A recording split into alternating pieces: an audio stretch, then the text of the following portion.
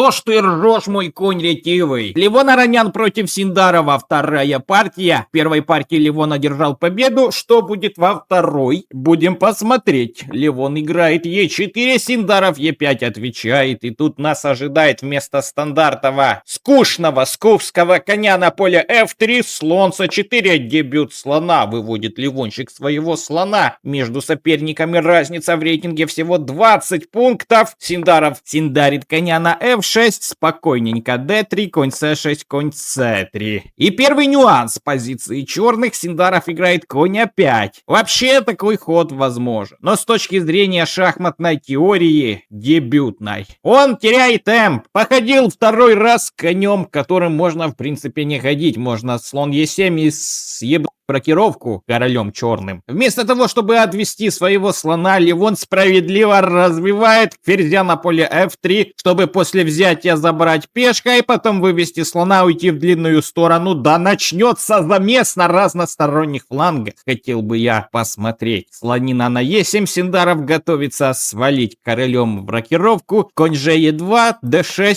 и конь G3. Вот этот вот скакун педальный, он очень сильно может помочь в атаке. На F5 можно его засандалить. Второго на D5 можно засандалить. Пешечкой можно пойти вперед, как дети в школу. И вообще позиция начинает набирать обороты. И ты давай включи свои обороты, кликай лайк, подписку на канал, ведь это матч США-Узбекистан. Результат я скажу в конце этой партии. В прошлой партии не сказал, в этой скажу. G6 играет Синдаров, чтобы превентивно отобрать вот эти вот поля H5, F5, чтобы конина туда копытом не сунулся. Мерзавец.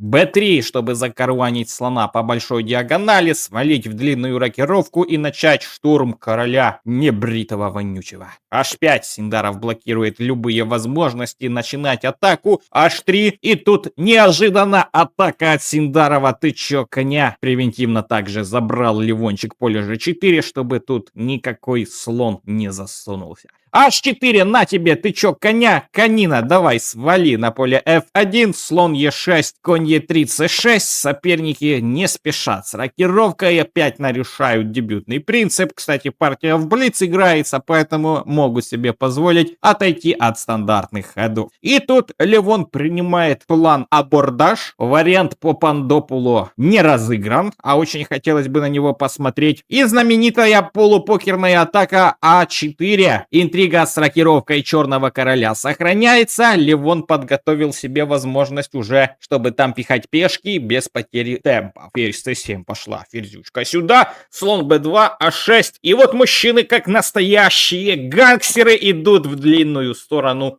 Опа! Не дождемся мы атаки при разносторонних рокировках. Но даже несмотря на это, партия обещает быть серьезной. Ведь на кону очко. Оба гроссмейстера борются за очко своей команды. Можно сказать, решающие партии. Кто заберет этот титул жестких шахматистов Узбекистана или США? Король отходит для профилактики на поле b1, король b8 и g4. Немножко, я бы сказал, что такое полупокерное решение. На проходе надо забрать, и где-то подвисает пешка на поле h3, fg, и вроде бы можно забрать пешку ладьей, но тогда есть фокус. Если, например, запиздить пешку на поле h3, есть фокус. После размена вот тут можно сыграть просто g4, и поймался вот этот с хоботом мужчина. Поймали мы его, поэтому на h3 брать нельзя. А если ты заберешь слоном в этом варианте, все равно сразу g4, на тебе, кайфуй, живи, пока молодой. Бля, дадуя, поймали здесь в клетку. Поэтому никто не берет эту пешку. Синдаров такое не зевает. Он подтягивает мамаситу, чтобы усилить давление на поле h3. И вот сейчас уже можно подумать насчет того, чтобы ее шлепнуть, сучку. g4 Левон все же подпирает. Теперь шлепать нельзя, ибо терять фигурку тоже нельзя. Конина отступает. Синдаровская на h7, чтобы потом на g5 себе кайфануть. h4 Левон надвигает свою пешку на g4. Никто ничего не зевает. зевает, тут конина стоит. Если кто-то напишет, что на g4 это зевок, посмотрите на коня на поле e3. И вообще перестаньте мне писать гадости, я уже задолбался лайкать. Конь f6 пошла, конина на f6, сейчас под ударом пешка g4, ладья g1 и ладья h7. Синдаров собирается сдвоиться вот здесь, чтобы шлифовать крайнюю пешку h4. Надо как-то переворачивать, ибо Левон серьезный типаша. Отступать не собирается. Белыми прихватил позицию и не попускает. Вот это скилл, вот это уровень. Почему Левона не было на турнире претендентов? Я бы с удовольствием бы посмотрел партию Синдаров. Аронян в классику.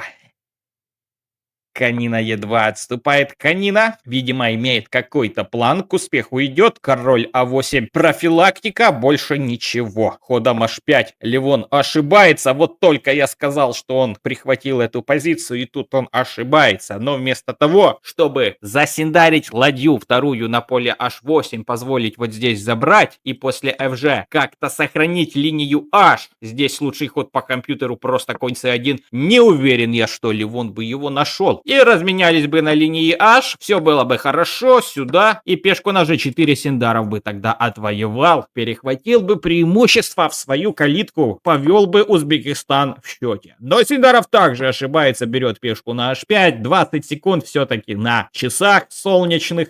GH забрал и ладья H8, вот только сейчас он решил присосаться к пешке опять. Ходом конь G3. На, я защищаю своего пихунделя, мой рыцарь пройдет в депутаты, а ты нюхай баллон. Слон d7, аккуратненько конина пошла на c5, как-то Синдаров пытается найти контр-игру, контр-атаку, как же это получается у него или не получается, сейчас будем посмотреть. Самый лучший момент для того, чтобы коня Пржевальского засунуть на поле f5, брать его можно, можно его не брать, Синдаров предпочитает его не брать, отступает на f8 просто своим слоном, и Левончик переключает свое внимание от пешки h5 на пешку d6. Ведь она отсталая, конина тут присмоктался. Одним копытом левым передней ногой посматривает на манюню. Но, конечно, находится ход для защиты вот этой пешки. Ферзючка о себе благополучно ее защищает. Слон c1. Левон пытается подкрутить позицию. Как же он может это сделать? Вот этот вот ход слоном очень хитер. Ход слоном. Он желает слона подставить на g5, въехать куда-то вот сюда в чресел. Или коня туда засунуть. Или слона 3 также можно было бы сыграть, но тогда c5, поэтому еще игра на 3 результата, но коренной американец из Армении уже захватил 1 и 2 преимущества, и Синдарову надо на флажке это все как-то разрулить. Получилось 3 разрулить, смотрим, конина на c5.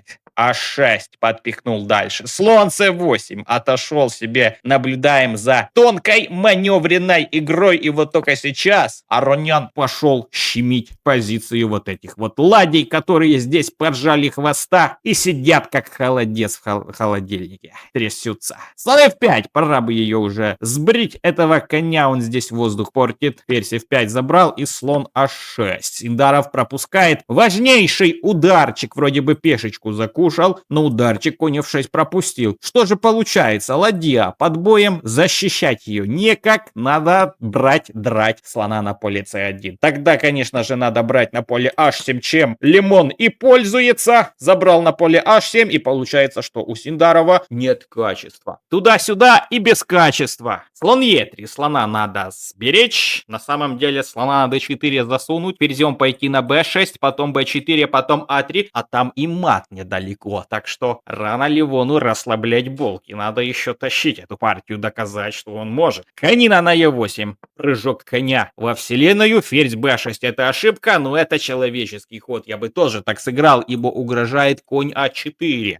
Но, к сожалению, после ферзь b6 теряется пешка. А лучшим продолжением было, конечно же, ферзь g8, просто с полным пиздецом для позиции черт. Но вместо ферзь b6 Синдарову стоило бы сыграть ферзь d8. И на взятие конем вот здесь можно было бы просто перекрыть слоном на поле d4 и дальше, аж потом, немножко попозже, засунуть свою ферзючку на поле b6. Если здесь, например, Левон рискнет забрать, тогда ферзь f8. И если сейчас неаккуратные конь g5, конь a4, Е4 с угрозой вилки, а если этого коня шмальнуть, тогда вообще мат Левону получается. Вот прикол, да, вот так вот, на, и так, извините, не туда засунул, сюда разок, раз, и теперь или сюда, мат с c3 или с b2, вот так вот. Но в партии, к сожалению, следует ферзь b6, на последних секундах Синдаров не нашел вот этих вот вариантов, на самом деле в классике бы он нашел, вот здесь бы не нашел. Конина на d6 забирает пешку, Левон пожинает плоды своей работы, потом еще осталось прогнать этого короля на а7 и дать вилку на поле c8. Ходом ферзь d8 Синдаров как-то защищается, пешка еще одна падает и слоном перекрывается. Ферзь e8 Арунян предлагает упростить позицию, пойти пить кофе, курить бамбук и не напрягаться больше в этой партии, забрать очко и похвастаться ним Каруане. Ферзь e8 забрал, конь e8 и конь e4. Вроде бы игра без качества, но пешек-то поровну, даже на одну пешку больше у черных. А нет, поровну, все по 4 зуба у каждого. Вроде бы как ничья, но вроде бы не ничья. Шах конем, король сюда и ошибка последняя в этой партии, ход e4. Он слишком уж ослабил свою пешку на e4. Король d2, король b8, конь d6. Сейчас